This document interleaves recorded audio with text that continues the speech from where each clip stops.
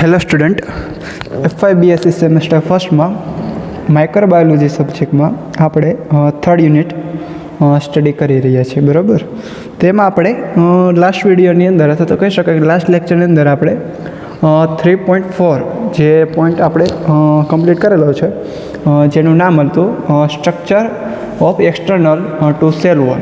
બરાબર, અથવા તો કહી શકાય કે આપણે એને એકસાથે બે વસ્તુ જોઈ હતી કે 3.3 આપણે મેઇન સ્ટાર્ટ કર્યું હતું કે external to the cell wall. બરાબર, કે જે સેલ વોલ છે એનું એક્સટર્નલ સ્ટ્રક્ચર શું હોય, મીન્સ કે જે સેલ વોલ હોય બેક્ટેરિયલ સેલની, તેની આઉટર સાઈડ ક્યાં કહી શકાય કે સ્ટ્રક્ચરમાં આપણને જોવા મળતું હોય. તેમાં આપણે જોયું હતું ફ્લેજેલા છે, પીલી છે, ફિમરી છે, બરાબર છે, એ બધી વસ્તુ, કેપ્સ્યુલ છે, સીથ. પછી સેલ વોલ વિશે આપણે થોડું ડિસ્કસ કરેલું લાસ્ટ લેક્ચરમાં કે એની કેમિકલ કમ્પોઝિશન કઈ કઈ હોઈ શકે. તો જો તમને ખ્યાલ હોય તો એમાં પેપ્ટાઇડોગ્લાયકન આપણે જોયું હતું. પેપ્ટાઇડોગ્લાયકનની અંદર પણ એના ક્યાં સબ યુનિટ હતા પેપ્ટાઇડોગ્લાયકનની અંદર, તો કે એના સબ યુનિટ જોઈએ તો N acetyl glucosamine, N acetyl muramic acid, peptide chain હોય, બરાબર, ડી અને એમિનો એસિડ સાથે અટેચ થયેલું એન મ્યુરામિક એસિડ. તો આવું બધું આપણે લાસ્ટ લેક્ચરની અંદર ડિસ્કસ કરેલું હતું. પછી આર્કિયોબેક્ટેરિયલની વોલની પણ આપણે વાત કરી, એની અંદર સ્યુડોમ્યુરિન છે, કહી શકાય કે સ્પેશિયલાઇઝ પ્રોટીન છે પ્રેઝન્ટ હોય છે.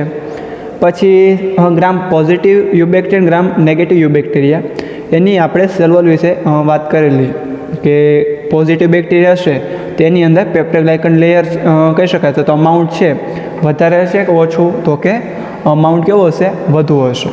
બરાબર છે, large amount of peptidoglycan in cell wall of gram positive bacteria compare to gram negative bacteria, એ આપણે ડિસ્કસ કરેલું હતું. ત્યાર પછી આજના ટોપિકમાં આપણે જોવાનું છે structure internal to cell wall. બરાબર, તો સેલ વોલની ઇન્ટરનલ સ્ટ્રક્ચર જોઈએ તો પહેલાં તો અમુક ગુજરાતી શબ્દો તમે 11-12 સાયન્સમાં 10મા ધોરણમાં તમને ખ્યાલ જ હશે કે સેલ વોલ મીન્સ કોષ દિવાલ, સેલ મીન્સ કોષ, બરાબર છે, તો વોલ મીન્સ કે દિવાલ, કોષ દિવાલ.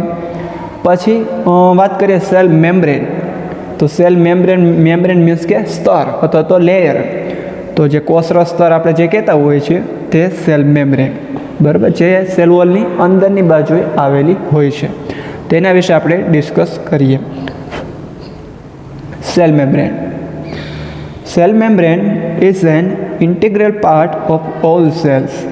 બરાબર, તો કોઈ પણ સેલ હશે એના અંદરનો પાર્ટની વાત કરતા હશે તો એ જ્યાં એક મેમ્બ્રેન પ્રેઝન્ટ હશે. બરાબર, સેલની અંદર મેમ્બ્રેન પ્રેઝન્ટ છે એટલા માટે એને કહી શકાય કે સેલ મેમ્બ્રેન ઇન્ટિગ્રલ પાર્ટ છે ઓલ સેલ્સની અંદર. It helps cell to interact in a selective fashion with their environment both internal and external.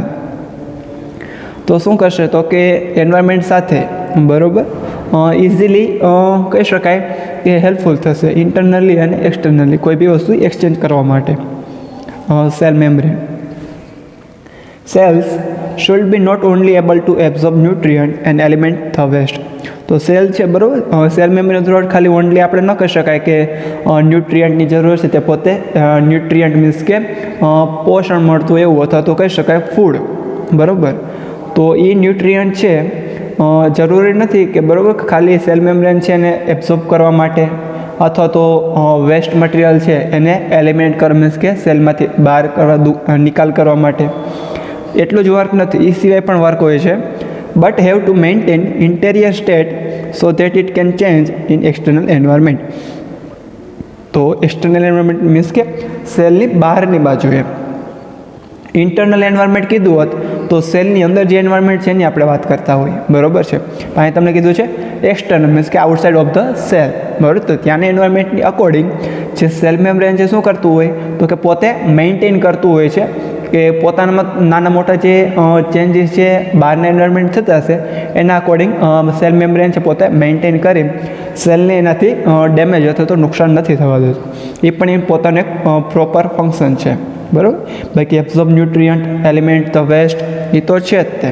આ સિવાય કહી શકાય કે મેઇન તો કે maintain interior state so that it can change in external environment. તો એક્સટર્નલ એન્વાયરમેન્ટ અકોર્ડિંગ પોતાનામાં changes પણ નાના મોટા લાવે છે membranes. The membrane is a chief point of contact with the cells environment બરાબર. તો મેમ્બ્રેન છે સાવ કહી શકાય નાજુક એવો અથવા તો કહી શકાય કે ઇઝીલી કોન્ટેક્ટ થયેલું હોય છે એન્વાયરમેન્ટ સાથે. It is located beneath the cell wall and is about 5 to 10 micrometer thick and is composed of phospholipid and protein. તો અહીંયા કમ્પેર કરે છે કે જનરલની રેન્જ કીધી છે 5 થી 10 માઇક્રોમીટર જેટલું થીક મીન્સ કે થીન અને થીક આ બે એકબીજાના ઓપોઝિટ વર્ડ છે. તો થીન મીન્સ કે પાતળું, થીક મીન્સ કે જાડું. તો એ લેયર હશે કેવું છે તો 5 થી 10 માઇક્રોમીટર થીક હશે ને એ પણ કેનું બનેલું હશે તો કે compose of phospholipid and proteins.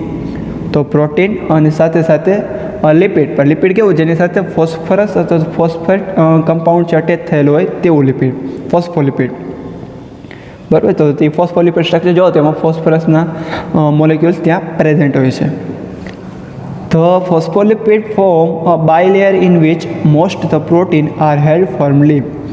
તો તમે કહી શકો કે ફોસ્ફોલિપિડ છે બરાબર એનું એક આખું બાય લેયર મીન્સ કે બે લેયર બનેલા હોય છે બરાબર ફોસ્ફોલિપિડના તમે જોઈ શકો છો ને એની વચ્ચે પ્રોટીન છે ત્યાં એડજસ્ટ થયેલું ગોઠવાયેલું હોય છે.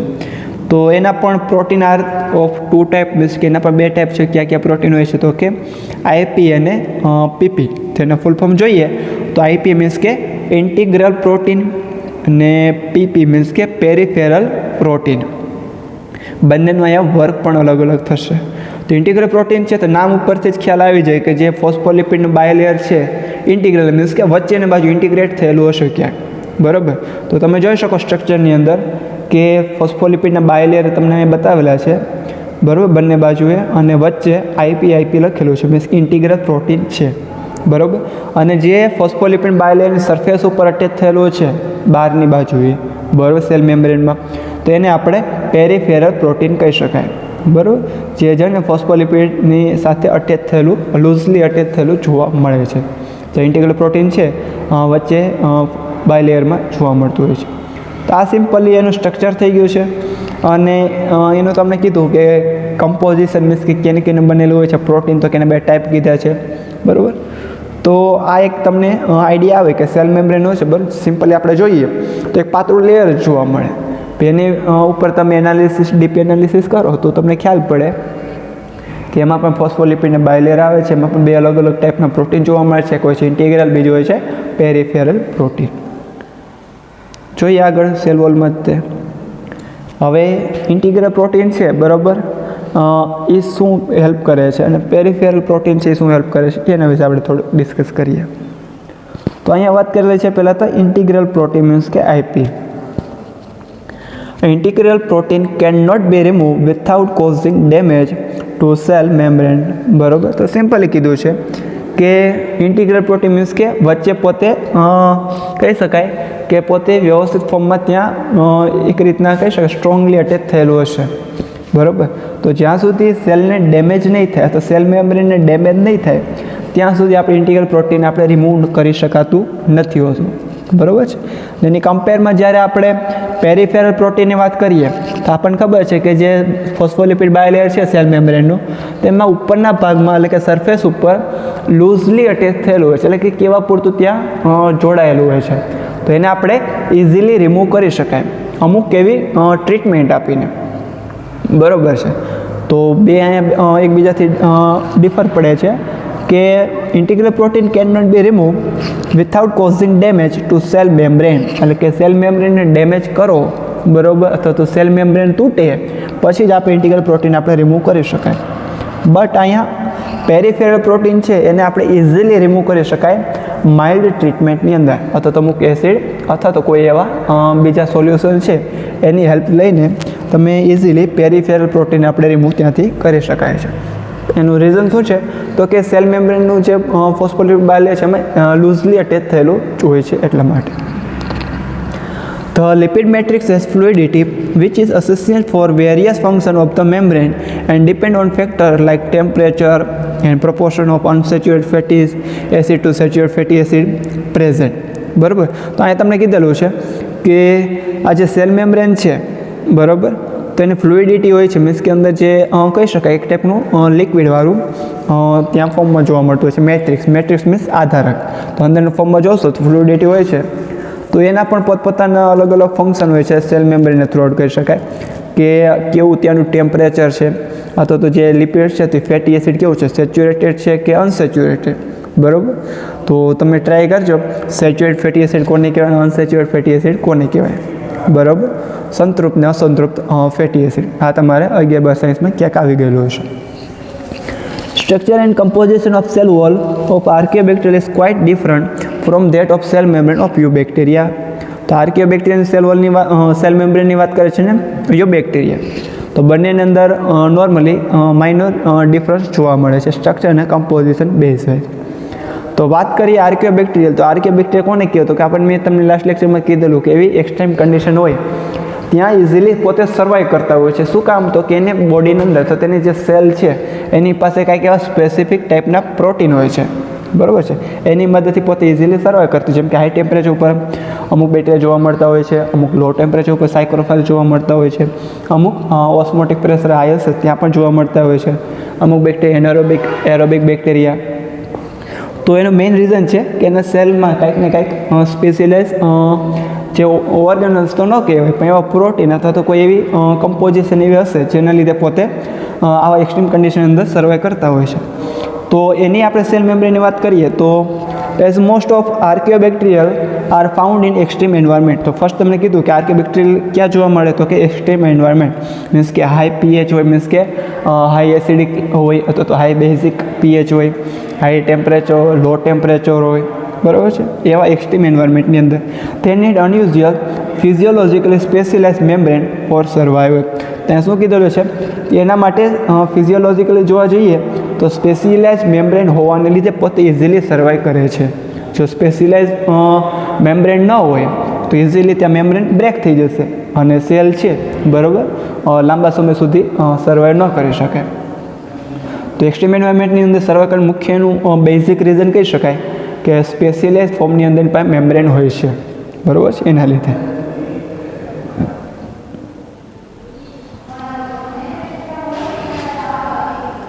Archaeobacterial cell membrane contain lipids that are branch and are linked to glycerol by ether linkage. બરાબર. તો આર્કિયોબેક્ટેરિયન જ્યારે સેલ મેમ્બ્રેનની વાત કરતા હોય તો એ સેલ મેમ્બ્રેન કેની બનેલી હોય છે તો કે લિપિડ્સની.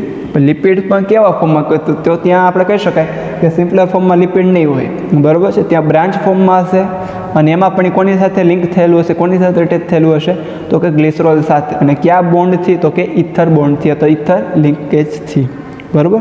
તો આર્કિયોબેક્ટેરિયલ સેલ મેમ્બ્રેન છે એની અંદર લિપિડ બ્રાન્ચ ફોર્મમાં જોવા મળે છે અને લિંક થયેલું હોય છે ગ્લિસરોલ સાથે અને વાયા હેલ્પ ઓફ ઇથર લિંકેજ કહી શકાય, બરાબર, ઇથર બોન્ડથી જોડાયેલું હોય છે. While eubacterial cell membrane contains straight chain fatty acid linked to glycerol by ester linkage. આ બંનેને તમને ડિફરન્સ કીધા છે કે આર્કિયોબેક્ટેરિયલ સેલ મેમ્બ્રેન છે ઇથર બોન્ડથી જોડાયેલી હોય છે, લિપિડ છે બ્રાન્ચ ફોર્મમાં હોય છે અને ગ્લિસરોલ સાથે થયેલું હોય છે. જે યુબેક્ટેરિયલની આપણે સેલ મેમ્બ્રેનની વાત કરતા હશો તો એમાં ફેટી એસિડની સ્ટ્રેટ ચેન જોવા મળશે, બ્રાન્ચવાળી ચેન જોવા મળશે નહીં. એમાં પણ ગ્લિસરોલ સાથે જ અટેચ થયેલું હશે પણ ત્યાં એની લિંકેજ ફરી જશે. આર્કિયોબેક્ટેરિયલ સેલ મેમ્બ્રેનમાં ઇથર લિંકેજ છે, ત્યાં શું હશે એસ્ટર લિંકેજ, બરાબર. તો આ ખાસ યાદ રાખો એકબીજાથી ક્યાં સેલ મેમ્બ્રેન વાઇઝ પોતે અલગ પડે છે તે વસ્તુ, બરાબર. તો અહીં તમને આર્કિયોબેક્ટેરિયલ સેલ મેમ્બ્રેન અને યુબેક્ટેરિયલ સેલ મેમ્બ્રેન વિશે તમને અહીંયા કીધેલું છે. પછી જોઈએ તો વન બાય વન આપણે સેલ મેમ્બ્રેનના ફંક્શનની વાત કરીએ, બરાબર. કે સેલ મેમ્બ્રેન છે આપણે આગળ જોયું, બરાબર, જેમાં થોડીક વાર પહેલાં જ કે સેલ મેમ્બ્રેનનું મુખ્ય વર્ક જોઈએ તો ફંક્શન જોઈએ તો શું હતું તો કે એબ્ઝોર્બ ન્યુટ્રિયન્ટ, એટલે કે સેલને જે ન્યુટ્રિયન્ટની જરૂર હશે બરાબર તે એબ્ઝોર્પ્શન કરશે. એબ્ઝોર્બ મીન્સ કે શોષણ કરવું, બરાબર. પછી તો કે વેસ્ટ મટીરિયલ છે સેલની અંદર પ્રોડ્યુસ થતું હશે તેને સેલની આઉટસાઇડ ઓફ ધ સેલ આપણે એને રિમૂવ કરવું પડે, તેમાં પણ સેલ મેમ્બ્રેન એને હેલ્પ કરતી હોય છે. એ સિવાય ફંક્શન જોયું તો કે એક ખાસ વસ્તુ જોઈએ કે જેવો એક્સટર્નલ એન્વાયરમેન્ટમાં કંઈક ચેન્જ આવશે તો એના અકોર્ડિંગ શું થશે તો કે તે પોતે મેન્ટેન કરશે પોતાનું ઇન્ટિરિયર સ્ટેટ, મીન્સ કે અંદરનું જે સ્ટેટ હશે એને મેન્ટેન કરશે, જેના લીધે સેલ છે એ ડેમેજ નહીં થાય અને કહી શકાય કે જે લિવિંગ ઓર્ગેનિઝમ છે પોતે ઇઝીલી સર્વાઈવ કરી શકે છે. તો આટલા તો આપણે ફંક્શન જોયા, પણ એ સિવાયના ક્યાં ક્યાં સેલ મેમ્બ્રેન અંદર ફંક્શન જોવા મળે છે તો એની વાત કરતા હોઈએ તો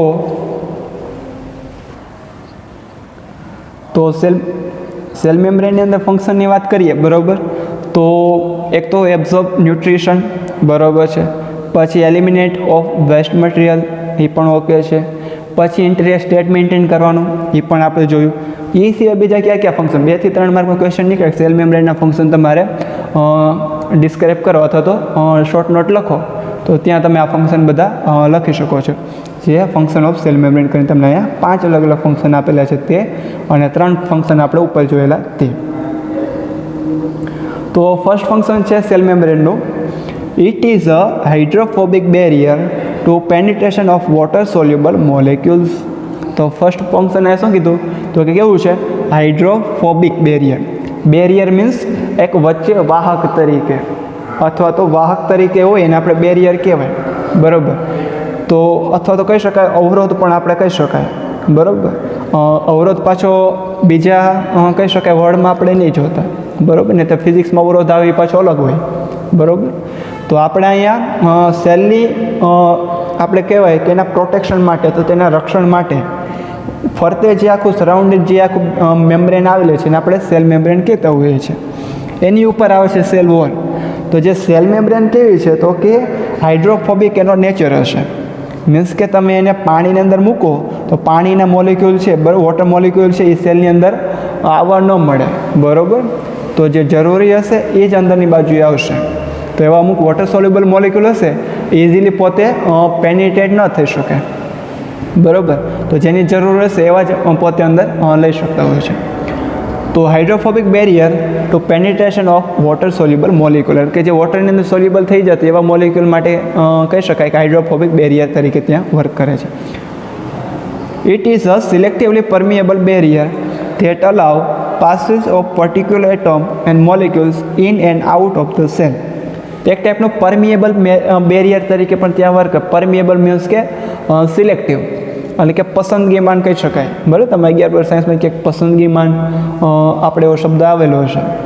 તો પસંદગીમાન બેરિયર ત્યાં શું હશે, સિલેક્ટિવ મીન્સ કે પસંદગીમાન, પરમિએબલ મીન્સ કે અંદર આવવા દેવું કે ન આવવા દેવું બરાબર. તો એવા અમુક પર્ટિક્યુલર એટમ હશે અથવા એવા મોલિક્યુલ હશે બરાબર, તો જેને જરૂર સેલને પડતી હશે તેને ઇનસાઇડ લેશે, અને જ્યારે જરૂર નહીં હોય તો વેસ્ટ મટીરિયલ હશે એને આઉટ ઓફ ધ સેલ મોકલી દેશે. તો કહી શકાય સિલેક્ટિવ પરમિએબલ બેરિયર તરીકે પણ ત્યાં વર્ક કરે છે. તો એના થ્રુ આઉટ શું થશે તો કે thus preventing loss of essential component via leakage but allowing movement of others. તો જે અસેન્શિયલ કમ્પોનન્ટ, અસેન્શિયલ મીન્સ કે જરૂરી હોય એવા, તો સેલ માટે જરૂરી એવા જે કમ્પોનન્ટ છે બરાબર એ પણ ત્યાંથી શું તો કે રિમૂવ ન થઈ જવા જોઈએ બરાબર. તેને શું કરશે, પ્રિવેન્ટ કરશે મીન્સ કે એને અટકાવશે. જે લોસ મીન્સ કે વ્યય થવો, તો જે જરૂરી એલિમેન્ટ છે એ બધા સેલમાંથી આઉટસાઇડ ન જતા રહે અથવા તો લોસ ન થાય બરાબર, તેને પણ અટકાવશે વાયા આવા બધા લીકેજ થવો. અને એ છે બીજી બધી પણ મૂવમેન્ટની અંદર પાર્ટિસિપેટ થશે સેલ મેમ્બ્રેન. થર્ડ ફંક્શનની વાત કરીએ, it helps on movement of those substance that can not pass through plasma membrane બરાબર. તો એવી મૂવમેન્ટ બતાવશે કે અમુક સબસ્ટન્સ છે બરાબર ઇઝીલી પોતે પાસ ન થઈ શકે બરાબર. ફોર એક્ઝામ્પલ તમને કહે છે it help in uptake of nutrients means કે જે ન્યુટ્રિયન્ટ છે બરાબર એને અપટેક કરવામાં મદદ કરશે સેલ મેમ્બ્રેન. એક્સક્રેશન મીન્સ કે નિકાલ કરવાની જે આખી સિસ્ટમ છે બરાબર, તો એક્સક્રેશન કહી શકાય. તો excretion of waste and secretion of protein, તો સાથે સાથે વેસ્ટ હશે એને એક્સક્રેશન કરશે મીન્સ કે એક્સિટ કરશે, આઉટસાઇડ મોકલી દેશે બરાબર. અને અમુક ટાઈપના પ્રોટીન છે એનું સિક્રેશન પણ ત્યાં પોતે કરશે સેલ મેમ્બ્રેન ઓકે. તો આની અંદર ઘણા બધા સબ પોઈન્ટ પડે છે અને એના થ્રુ આઉટ કહી શકાય કે ઘણા બધાના ફંક્શન છે. ફોર્થ વન જોઈએ function, it contains enzymes involve in respiratory metabolism and in synthesis of capsular and cell wall component. તો એવા એન્ઝાઇમ છે એ પણ આની અંદર ઇન્વોલ્વ થશે કે જે રેસ્પિરેટરી મેટાબોલિઝમ મીન્સ કે આની અંદર મેટાબોલિઝમ જે પ્રોસેસ થતી હશે અથવા તો અમુક એવા કેપ્સ્યુલર અથવા તો સેલ વોલ કમ્પોનેન્ટને શું કરશે અહીંયા સિન્થેસિસ કરશે મીન્સ કે જરૂરિયાત હશે સેલને એને શું કરશે બનાવશે બરાબર. તેવા બધા એન્ઝાઇમ છે એને પણ આમાં અંદર ઇન્વોલ્વ થશે અને સેલ વોલ અથવા તો કેપ્સ્યુલર માટે જે સિન્થેસિસ માટે જરૂરી કમ્પોનેન્ટ છે એ પણ સેલ મેમ્બ્રેનની મદદથી બનતા હશે ત્યાં. લાસ્ટ વન કીધું છે ફંક્શનની અંદર, it helps in secretion of extra cellular protein. બરાબર, તો એક્સ્ટ્રા સેલ્યુલર પ્રોટીન ક્યાં ક્યાં છે એનું પણ સિક્રેશન કરશે, મીન્સ કે બનાવશે. તો ત્યાં તમને એક્ઝામ્પલ આપે છે ટોક્સિન, બેક્ટેરિયાસિન એન્ડ એક્સો સેલ્યુલર એન્ઝાઇમ્સ. તો બરાબર, તો આનું પણ ત્યાં શું કરશે તો કે કહી શકાય. તો એવા એક્સ્ટ્રા સેલ્યુલર પ્રોટીન છે ટોક્સિન અથવા બેક્ટેરિયાસિસ અથવા એક્સો સેલ્યુલર એન્ઝાઇમ્સ. બરાબર, કારણ કે એન્ઝાઇમ કેને બનેલા હોય છે તો પ્રોટીન જ બનેલા હોય છે. તો એક વસ્તુ ખ્યાલ રાખવાની કે એન્ઝાઇમ છે એ ઓલમોસ્ટ બધા પ્રોટીન જ બનેલા હોય છે, પણ બધા પ્રોટીન જે પાછા એન્ઝાઇમ હોતા નથી. બરાબર, એ એક વસ્તુ યાદ રાખવાની. These proteins carry an additional sequence of 20 extra amino acid. બરાબર, તો એ સિવાયના બીજા અલગ અલગ અમીનો એસિડ છે 20 જેટલા, એની પણ ચેઇન પોતે અથવા તેનું પણ ટ્રાન્સપોર્ટેશન બરાબર સેલ મેમ્બ્રેન થ્રુઆઉટ અક્રોસ થતું હોય છે. બરાબર, તો ત્યાં પણ સિંગલ પેપ્ટાઇડ છે સેલ સરફેસ ઉપર બાઇન્ડ થશે અને એના થ્રુઆઉટ અંદર આવતું હશે, અંદરના જે જરૂર નથી બહાર જતા હશે, તો એના માટે પણ પોતે પ્રોપર સેલ મેમ્બ્રેન છે અહીંયા વર્ક કરતું હોય છે. તો આની અંદર આપણે શું જોયું તો કે સેલ મેમ્બ્રેન. તો ફર્સ્ટ આપણે સ્ટાર્ટિંગમાં શું જોયું તો કે સેલ મેમ્બ્રેન છે બરાબર, કહેવાય કોને, એની અંદર કયા બે પ્રોટીન હોય છે એના સ્ટ્રક્ચરમાં, તો કે ઇન્ટિગ્રલ પ્રોટીન, પેરિફેરલ પ્રોટીન. બરાબર છે, એ સિવાય પછી એનું સ્ટ્રક્ચર જોયું, પછી આર્કિયોબેક્ટેરિયલ અને યુબેક્ટેરિયલ સેલ મેમ્બ્રેન છે એને આપણે કમ્પેરિઝન કરી. બરાબર, અને લાસ્ટમાં આપણે એના ફંક્શન જોયા. તો સેલ મેમ્બ્રેન છે 5 માર્કનો પ્રશ્ન પૂછાઈ શકે, 3 માર્કમાં પૂછાય તો તમે ઇન ડિટેલ આટલું વસ્તુ લખવું પડે. ફર્સ્ટ ઇન્ટ્રો આપવાનો એનો સેલ મેમ્બ્રેનનો, પછી તો કે તમારે સ્ટ્રક્ચર દોરવાનું, પછી તો કે આર્કિયોબેક્ટેરિયલ યુબેક્ટેરિયલ વચ્ચે તમારે ડિફરન્સ પડે છે સેલ મેમ્બ્રેન એ કહેવાનું, અને લાસ્ટમાં તમે ફંક્શન લખવાના. તો આખો 5 માર્કનો ક્વેશ્ચન તમારે રેડી થશે. બરાબર, તો આ લેક્ચરમાં આપણે અહીં લગી રાખીએ. છતાં પણ કાંઈ પણ ક્વેરી હોય તો ડાયરેક્ટ કોન્ટેક્ટ કરી શકો છો. Thank you.